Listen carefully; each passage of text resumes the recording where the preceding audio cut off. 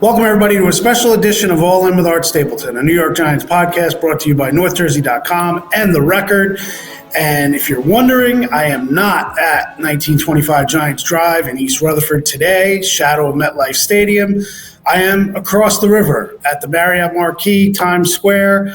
It is the Heisman weekend here, and I am scouting future Giants, specifically, if you can tell by the banner behind me, quarterback Cam Ward, one of the four finalists here, Ashton Genty, running back Boise State, Travis Hunter, the prohibitive favorite from Colorado, and Oregon quarterback Dylan Gabriel. But I'm here to see Mr. Cam Ward, and we all know the Giants are looking for a future quarterback for 2025. Will it be Cam Ward? Will it be Shedeur Sanders? Got a bunch of stuff on NorthJersey.com that has come out yesterday, this morning. We'll have stuff further along. So we'll talk about the quarterback situation. And your current Giants have a game on Sunday, and there are implications to that. Obviously, we know the head coach and Brian Daboll, the general manager and Joe Schoen, the owner John Mara catching a lot of heat, 2-11, 8 straight losses. They haven't won at MetLife Stadium yet this year. No one believes that they're going to win on Sunday against the Baltimore Ravens, who are now 16-point favorites. And that is the largest spread for a Giants home game since 1966. If that's something you want to get upset about and throw that in the hopper in terms of reasons to get rid of the current regime, well, go ahead, focus on those spreads. But like I said, I'm here at the Marriott Marquis. This is always a fun weekend to basically break away and try to interview some of these future players that are coming up along the way. Got to see Joe Burrow a couple years ago here. We knew the Giants weren't going after him. The Chase Young chase was the idea of having, will the Giants take Chase Young? Well, they missed out on Chase Young because they ended up beating the Washington now Commanders, then the Washington football team, in the Chase Young Bowl, and they ended up with Andrew Thomas. And Chase Young ends up getting hurt in Washington, and he ends up leaving and bouncing around the NFL. He is now in New Orleans. We saw him last week at MetLife. So what's the deal with the quarterbacks? Well, let's talk current team, and then we'll talk going forward. This coaching carousel has spun for the Giants constantly. Everyone wants to put Brian Daboll under the microscope, and rightfully so. They want to say that he's on the hot seat. Okay. He's been answering questions about his job security since week 2. But this isn't a coaching carousel to me as much as it is a quarterback carousel. Think of this. Go back. The last passing touchdown for the Giants was November 3rd. Daniel Jones to rookie Theo Johnson. Well, Theo Johnson's out for the season. He has the metatarsal fracture in his foot. Not Liz Frank, as I reported last week, which is a positive.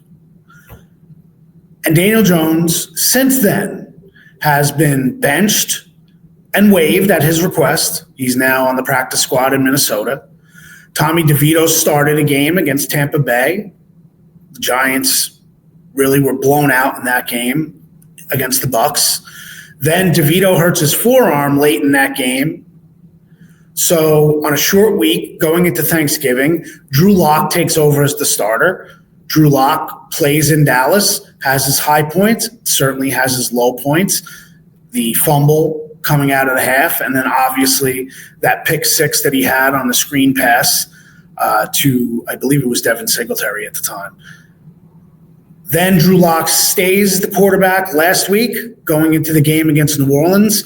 Tommy DeVito back at practice for the first time last week, but they still had to see how he performed. Drew Lock plays against New Orleans again, up and down. It's the Lock roller coaster. There's no doubt about it. And then Drew Lock, as of Wednesday, is in a walking boot, has a heel injury. So Tommy DeVito back as QB1.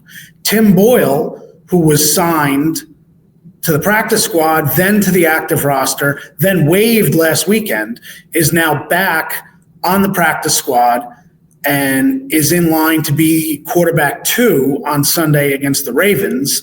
Tommy DeVito will start. Now, Brian Dable told reporters today, again, as I said, I'm in Times Square. I am not in the Meadowlands, that Drew Lock is out of the boot, which is what I had heard on Wednesday, that Lock thought he would be out of the boot by Friday and might have a chance to be one of the emergency quarterbacks for Sunday.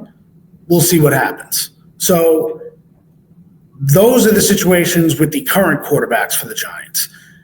Now you know why there's a focus on a potential future quarterback of the Giants. If you look at the logo behind me, Cam Ward, Shedeur Sanders, it's been a pretty crazy week.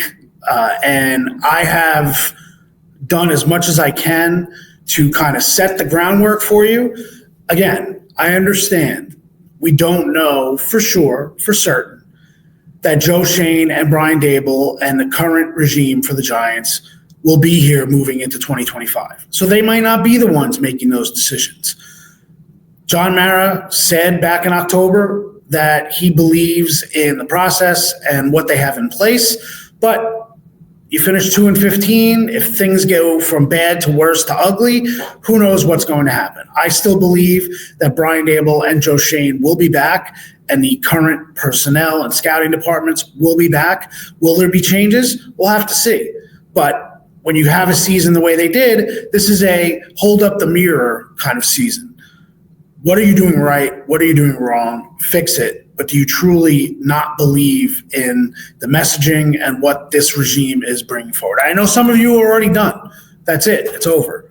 But the reality is that, this is where they are in terms of what they have going forward. So do I believe that a future Giant is here this weekend at the Heisman ceremony? Certainly possible. Do I think that they would bypass a quarterback and take a Travis Hunter? Well, I think there's debate over whether or not Travis Hunter, yes, he's the best player in college football, but is Travis Hunter the best corner in the league? Coming to the league this year. I think it's Will Johnson from Michigan. He declared he might be the best corner. Is he the best wide receiver? Well, I think McMillan at Arizona, who has also declared, might be the best wide receiver. So where is Travis Hunter in that mix? Now, there's this idea that he's going to be a top 5 pick, and I don't disagree with that. But it'll be interesting to see how that plays out. Does he have to pick one side of the ball or the other? By picking one side of the ball or the other, that is a take away something from him. We'll wait and see. But I'm interested in seeing him this afternoon. But like I said, my main focus is Cam Ward here. So let's talk Ward and Shedeur Sanders. I know as my producer Paul Wood reminds me, a bunch of his guys at his tailgate, K-12, we love him, mention him every week now. And Pac-Man Jones had a podcast where he had a longtime Florida guy in the know say that he believes Cam Ward is going to be a Giant with a new offensive coordinator.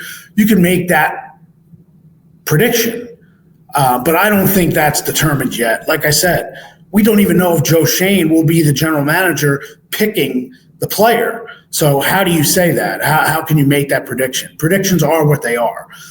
So to answer that question, Paul wanted to know that. I know a bunch of his guys, and I'm sure a bunch of you have heard that.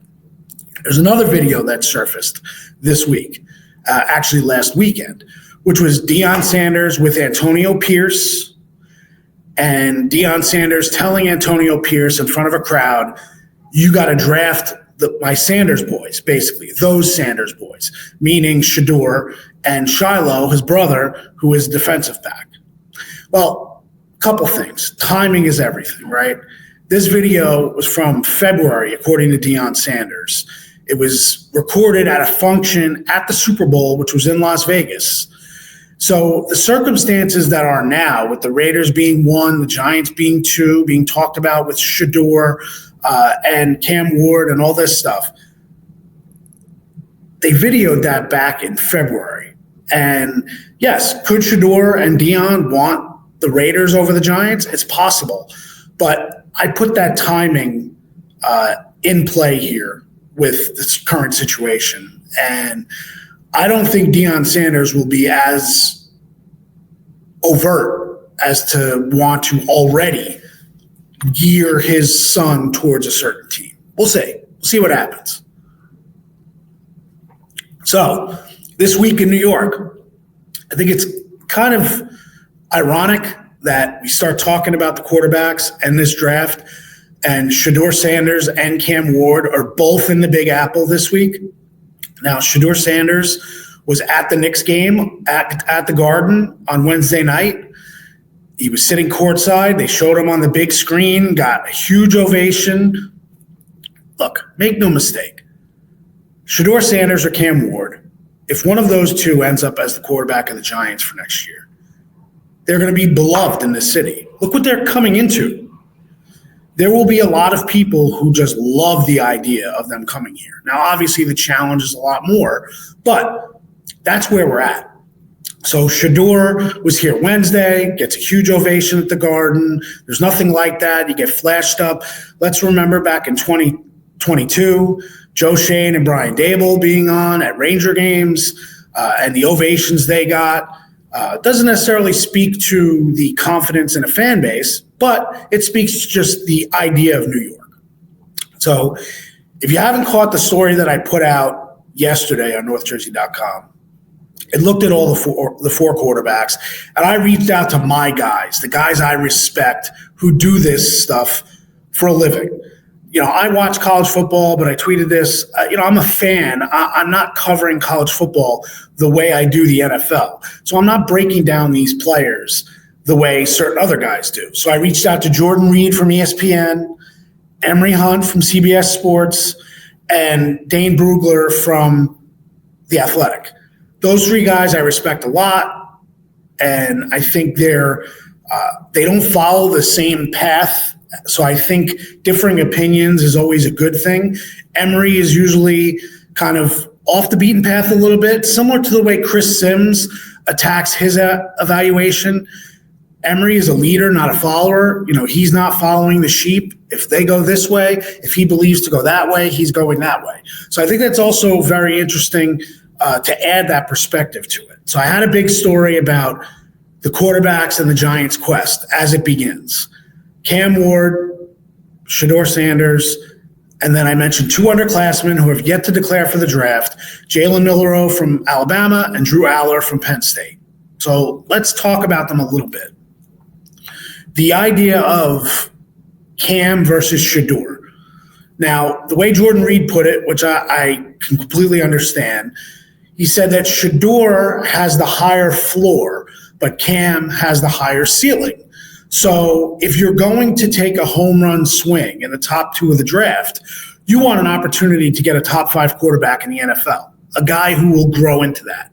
There is much more of an opportunity in that realm that Cam Ward has the tools to just all of a sudden go from here to here. But there's also a boom-bust factor with Cam Ward and the way he plays. And, I think it's funny that when I talked to Emory, he said, which I thought was very interesting, that when Cam Ward was at Incarnate Word, which is where he started his college career as a 0-star recruit, I might add, that there was a lot of Patrick Mahomes at Texas Tech in him. Now, it's not saying that Cam Ward is Patrick Mahomes, but the way Patrick Mahomes plays, that's when Patrick Mahomes played at Texas Tech, that was a knock against him. Not his arm. We all know that everybody loved his arm. But the way he played at Texas Tech, out of the structure, could he ever play within a structured offense in the NFL? That was a knock against him. That's a knock against Cam Ward. Cam Ward believes that he can make every throw on the field. And that's good to have, but also it's something that works against you if you continue to make mistakes. The Giants see that in Drew Lock right now. Drew Lock has a higher ceiling than Tommy DeVito, but Tommy DeVito's floor is higher than Drew Lock. Now, we're talking different buildings now when you're talking Cam Ward and Shedeur Sanders versus Tommy DeVito and Drew Lock. But the point, the reference is the same. So what I want to see from Cam Ward today, I want to see how he kind of handles the spotlight. I've heard that he's great in the locker room, that he galvanizes guys, he challenges guys. And I think that's a good thing. But it's a different atmosphere, when you're Shedeur. And I've said this before, I'm not worried about the Deion Sanders factor. If anything, I think the Deion Sanders factor speaks to growing up in the shadow of a famous father and the idea of doing things the right way. Deion Sanders did things the right way in his entire career. You could disagree with how he handled himself in the media and how he may coach differently than other quote unquote traditional college football coaches. But the fact remains is that Deion Sanders, the legacy that he has, if you can get some of that in his son to be your quarterback, that's not something I would run away from. So that's where we're at in terms of Cam and Shedeur. I think the thing with Shedeur is the fact that he holds the ball a little bit too long, is always trying to make plays downfield, from what I gather. And the athletic tools in comparison to Cam Ward, he's a good athlete.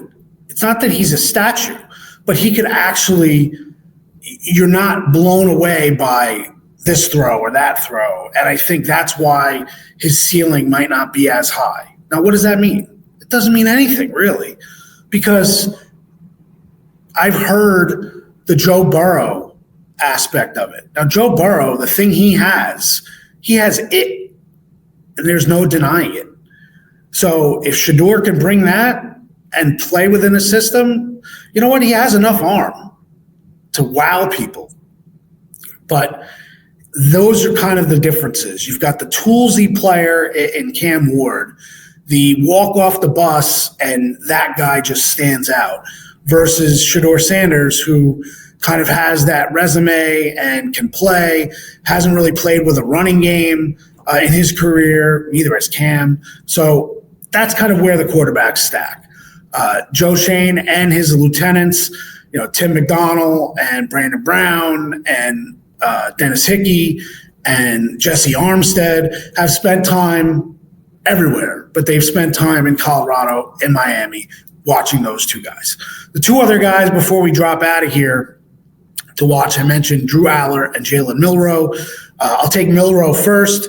Emory talked about him in terms of being the Dable guy, that he could see Dable take a guy like that and really mold him into a dual threat quarterback. And we know Milroe has been up and down in his career at Alabama. It'll be interesting to see when he makes the jump to the NFL. I've joked, Milroe of the Meadowlands. We'll see if that becomes a factor down the line to see if he can get into that mix if the Giants don't draft him early. And I will say this again, looking for a franchise quarterback. If you believe in a guy, it's very hard to wait. It's hard to wait in a franchise guy. That's why you see guys like Anthony Richardson and Bo Nix and Michael Penix get drafted a lot higher than what people think they're going to get drafted 4 months before the draft.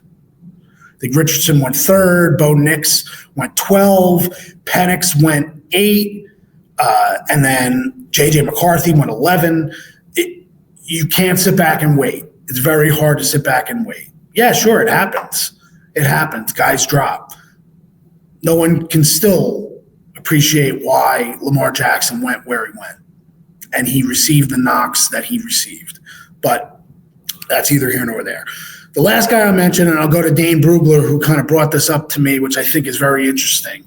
Michael Penix last year used the conference championship against Oregon, and then the playoffs, the college playoffs, to really make scouts go back and circle back on what Penix was and what he did during the year. He was great during the year, but they were loaded with weapons. So let's dig deeper on Penix because of what he did. Drew Aller is an underclassman. He's 20 years old at Penn State.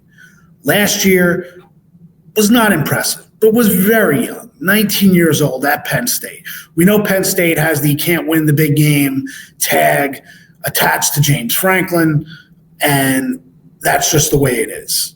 But Aller, if you watch Penn State, Oregon, showed some things in that game. I mean, he kind of is on the verge of making a leap here. So Penn State being alive in the playoffs, you could potentially see Drew Aller 3 times in a big-time setting if Penn State gets on a run here. And Aller can go from, he needs another year at Penn State. Next year he'll be one of the top guys, and that's the way it is. But if he can get on a run with Penn State, now all of a sudden he may put feelers out there and say, look, where am I if I enter the draft? And we know if the Giants, the reality is the connections at Penn State are there. You know, Brian Dable's son, Christian Dable, was at Penn State. We know they love Theo Johnson. He's here. You want to go all the way back to Saquon Barkley. The Giants have presence at Penn State.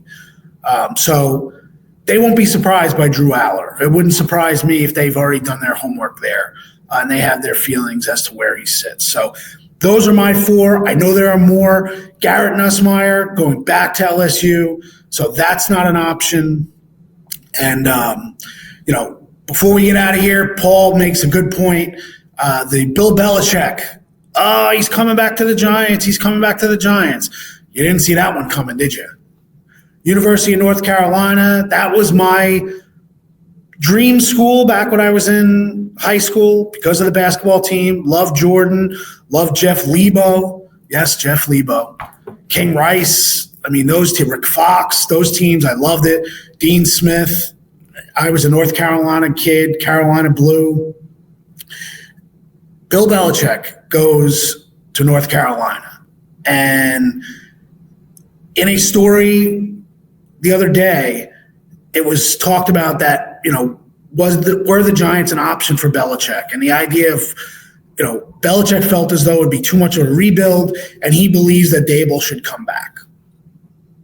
And I just like to thank Bill for reading my column 2 weeks ago about Joe Schoen and Brian Dable and how it's a rebuild and they need to move forward, and this is where it's at. So thank you, Bill Belichick, for following All In and being a reader of The Record and NorthJersey.com. It's always appreciated. I'll have your subscription in the mail. So Carolina Bill, or Chapel Bill, is how he's called. I'm not surprised. I think the NFL, there were several times over the last 2 weeks where North Carolina popped up with Bill Belichick, and it was almost like every little report that got sent out there, it was almost like, no, Bill's really going to take it. So if you guys want him in the NFL, you better make a deal. And then it was, within the 48 hours of him signing, it was, no, he's really, really close. Believe that he's going to go to North Carolina. And when no NFL teams were ready to jump, Bill Belichick signs on, grabs his Carolina blue tie, and he is going to Chapel Hill. Would not surprise me to see former Giants coach Joe Judge on his staff in North Carolina. Joe's at Ole Miss right now as an analyst. I could see Joe coming on board as a special teams coordinator with another position in that realm. And everybody wants to talk about recruiting for Bill Belichick. I want to tell you that don't worry. He's already started recruiting New Jersey. Where do you think those drones are from? That's Belichick, the drones in Jersey, recruiting. I have no doubt about it. I'm just kidding. But that's the recruiting. Bill Belichick is not worrying about recruiting the living room. Bill Belichick is going to zero in on the transfer portal. It's essentially free agency in the NFL. And that's where North Carolina is going to build its program around Bill Belichick. and in the group of players who are told you're not ready for the NFL, go back to school, they're going to zero in on those players because that's what Bill Belichick can sell. If Bill Belichick has a staff of Matt Patricia and Joe Judge and Josh McDaniels, these are guys who have coached in the NFL. They've been NFL head coaches. Yeah, they haven't succeeded. But you know what? You could sell players. I know what it takes to make it in the NFL. And to me, that's where Bill Belichick will build the program in North Carolina for however long he's going to stay there. It's going to be about getting those players in the transfer portal, getting those players who were told to go back to school for another year by the NFL. Come here for a year, come here for 2 years. We will get you to the NFL. And if Bill Belichick sells you that, it's a lot different than selling someone in the NFL will get you to the Super Bowl. If you don't have a quarterback, you don't have an offensive line, or you don't have a defense that needs to be rebuilt. If you're in college and you have the greatest coach of all time telling you, if you come here in 2 years, I will get you to the NFL, that sells. And I think that's one of the reasons, the main reason why Bill Belichick said, you know what? I'm not sitting around waiting for the NFL because the NFL is not waiting on me. And I'm going to North Carolina. And that's what happened. So Giants fans who are holding out hope for the reunion with Little Bill and the Mara family and the Tisch family coming to the Meadowlands and making it all of this, that was absolutely positively going to happen. Well, it's not happening. So we'll see how these next 4 games play out, where the Giants are after the season. But like I said, as the sign behind me, I am scouting the next quarterback for the New York Giants, whether it's Shedeur Sanders, whether it's Cam Ward, and I will be on top of it, and we will get you covered. We are all in. We're all in the NFL, and now obviously we're all in on the scouting tour here at the Heisman this weekend. So stick with me on social media at northjersey.com, and I will let you know. We got a story on Cam Ward out there right now. I will update it with what he may have to say about the NFL and the New York Giants from today's media availability. Thanks for checking in. Thanks for watching. I will be back on Sunday. I will be at MetLife Stadium for Giants Ravens. And we will see, will there be another plane? Will there be a surprise that the Giants keep this one close? Last time the Ravens were at the stadium 2 years ago, the Giants upset Lamar Jackson. The only NFC loss, I believe, that Lamar has had up until this season. So they obviously lost just a few weeks ago to the Eagles, and that's the second NFC team to beat him. The first one was the Brian Dable-led New York Giants. So we'll see. Appreciate it. As always, thanks to Paul Wood and the input from the K-12 tailgate. I'm Art Stapleton from the Marriott Marquis in Times Square. I'll be hanging with Cam Ward and Travis Hunter in a little while. Check me out on Sunday, and if I get anything on Sunday to relay here on All In, I will do that too. Everybody have a great weekend, and we'll see you Sunday from MetLife, Giants Ravens, post-game edition of All In.